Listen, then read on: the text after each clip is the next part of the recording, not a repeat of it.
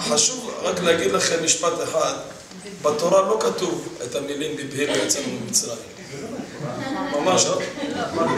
זה לא קיים. לא, זאת לא המצאה. זאת לא המצאה. אז מה? עכשיו, אני אסבר לכם קצת את האוזן מאיפה זה הגיע. פעם ראשונה שנפגשים עם המשפט בבהילו יצאנו ממצרים, זה בעצם בהגדה. ויהודי מרוקו, כמו שהזכרת יוסי, המנגינה שאתה מכיר, אתה לא מכיר אותה סתם ככה. למה? כי זה חלק מפיוט. יש פיוט שכתב רבי יעקב אבן צור, שנקרא יום זה נהלל אל שוכן שמיים, בבהילו יצאנו ממצרים. וככה היו עושים יהודי אפס. יום זה יום זה נהלל שוכן שמיים, בבהילו יצאנו ממצרים. לכל אחד זה כמו נרדי, נכון. אמת. עכשיו, לכל אחד יש את הפרשנות שלו על המסורת של ההגדה באמירת ההגדה. יוסי עשה בבהילו אחד, אנחנו עשינו בבהילו אחר. ארמון השמיע לכם ורסיה כאילו תואמת עם לשנה הבאה בירושלים, ואני אשמיע לכם עוד בבהילו אחד. בסדר?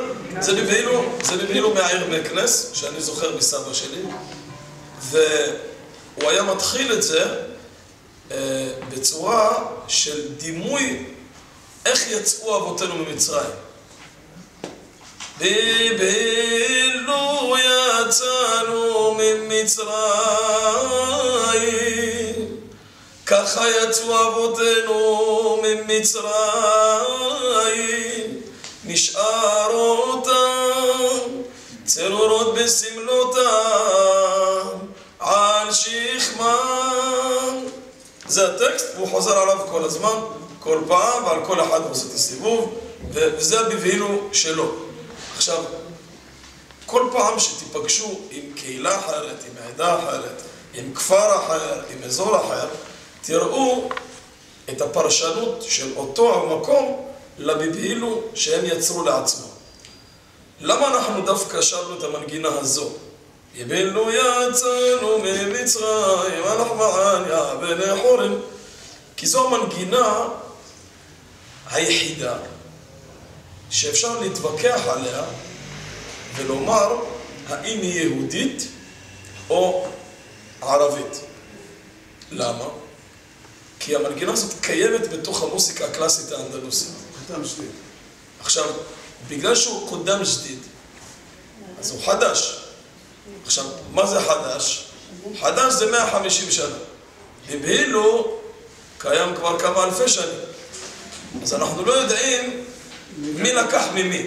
האם הבבהילו שאנחנו שרים נלקח כתוצאה מההכרה עם המוסיקה האנדלוסית, ולראיה יאמרו אלה שבפז לא עשו את הבבהילו הזאת, ובספרו לא עשו, ובמקנס לא עשו את זה בכלל. לעומת זאת בערים שהן יותר אנדלוסיות מבחינת מוסיקה קלאסית אנדלוסית, מרקש וקזבלנקה וטרודנט, עשו את זאת דווקא.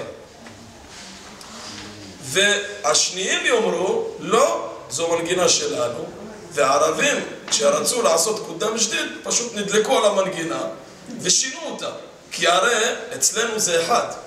בבהילו יצאנו ממצרים, הלך מעניה בני חורין, והם עושים שניים. בבהילו יצאנו ממצרים, שימו לב, בבהילו יצא, זה לא אגדה, זה שלהם.